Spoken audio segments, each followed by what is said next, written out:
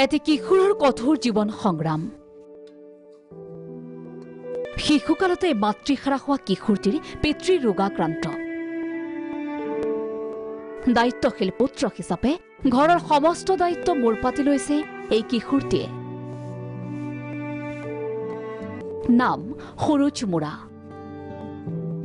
বয়স মাত্ৰ 10 বছৰ। টিংখাঙৰ পিঠাগুৰি পঞ্চায়তৰ 31 নং দুৰৈগাঁও বি ব্লক গাঁৱৰ উৱলি যোৱা বেৰৰ এই ঘৰটোতে সুৰুজে বাস কৰে পিতৃ চেপা মুৰাৰ সৈতে।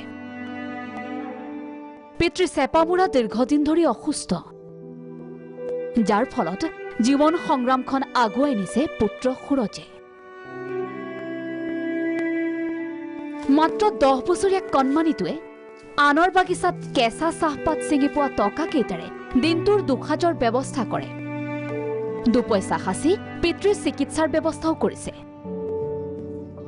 ভাত ৰন্ধা, ঘৰ চাফা কৰা, বাচন ধোৱা আদি সমস্ত কাম অকলেই কৰে দুৰ্ভগীয়া শিশুটিয়ে। আজৰি সময়ত লুটিয়াইছে বিদ্যালয়ৰ কিতাপো। 10 বছৰমান আপুনি চলা ফুৰা কৰিব না? অলপ পাৰোঁ, কাম বন কৰিবলৈ নোৱাৰোঁ। মই আৰু মোৰ 10 বছৰীয়া ল'ৰাটো। কদৰ্য পৰিৱেশ, নাদৰ পানী,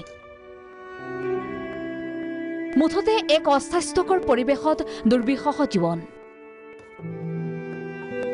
ৰজাঘৰীয়াৰ কৃপাদৃষ্টি শতজন দূৰত।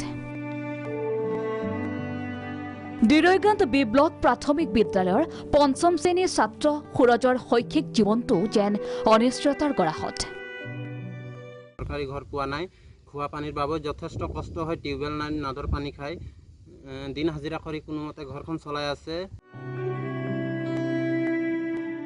টিংখাঙৰ পৰা ৰূপম বৰগোহাঁইৰ ৰিপৰ্ট, প্ৰাগ নিউজ।